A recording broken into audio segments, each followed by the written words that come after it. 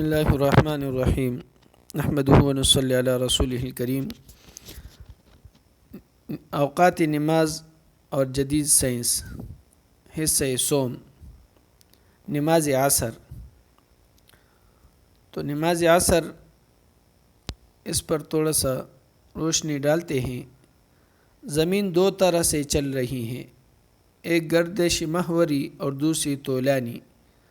زوال کے بعد زمین کی گردش میں کمی واقع ہو جاتی ہے اور پھر رفتہ رفتہ یہ گردش کم ہوتی چلی جاتی ہے، اور عصر کے وقت یہ گردش اتنی کم ہو جاتی ہے کہ حواس پر دباؤ پڑنے لگتا ہے۔ انسان، حیوان، چرند پرند سب کے اوپر دن کے حواس کی بجائے رات کے حواس کا دروازہ کھلنا شروع ہو جاتا ہے اور شعور مغلوب ہو جاتا ہے۔ ہر ذی شعور انسان اس بات کو محسوس کرتا ہے کہ عصر کے وقت اس کے اوپر ایسی کیفیت طاری ہوتی ہے جس کو وہ تھکان، بے چینی اور اضمحلال کا نام دیتا ہے۔ یہ تھکان اور اضمحلال شعوری حواس پر لاشعوری حواس کی گرفت کا نتیجہ ہوتا ہے۔ عصر کی نماز شعور کو اس حد تک مضمحل ہونے سے روک دیتی ہے جس سے دماغ پر خراب اثرات مرتب ہو۔ وضو اور عصر کی نماز قائم کرنے والے بندے کے شعور میں اتنی طاقت آ جاتی ہے کہ وہ لاشعوری نظام کو آسانی سے قبول کر لیتا ہے اور اپنی روح سے قریب ہو جاتا ہے۔ دماغ روحانی تحریکات قبول کرنے کے لیے تیار ہو جاتا ہے۔ ایک مریض کی پریشانی کہ ایک مریض بندہ کے کلینک میں ایک رئیس آدمی علاج کے لیے آیا، اس کا صرف ایک مسئلہ تھا،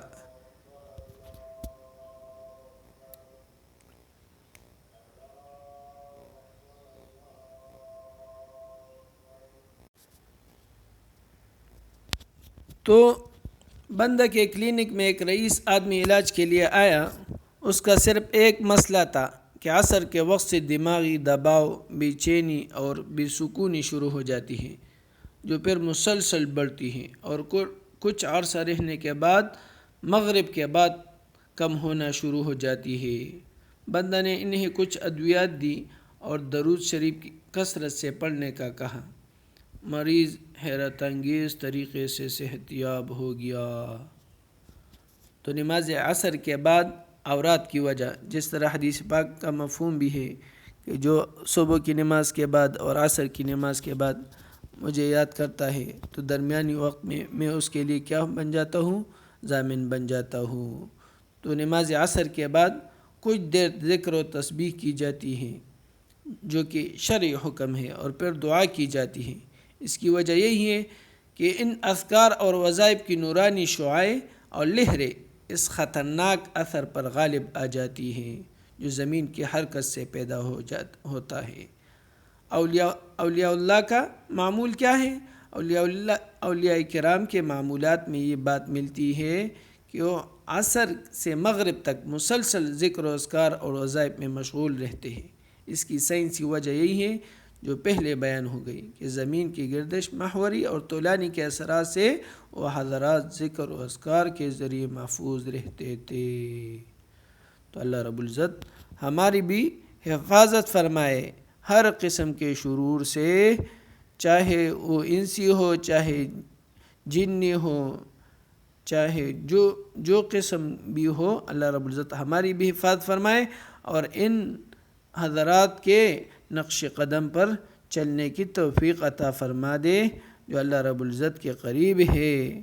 کسی طریقے سے اپنے آپ کو اللہ رب العزت کے قریب کیا ہے حضور صلی اللہ علیہ وسلم کے طریقے سے، تو ہمیں 5 وقت کی نماز پابندی سے ادا کرنا چاہیے۔ اور دوسری بات یہ ہے کہ ہمیں سائنس کی طرف توجہ نہیں دینی کہ ہاں مخواہ سائنس نے یہ کہا ہے، بلکہ ہم اللہ رب العزت کے حکم کو مان کر ہم نے پڑھنا ہے، وہ تو خود بخود اس میں آ جاتا ہے۔ اللہ ہمارا حامی و ناصر۔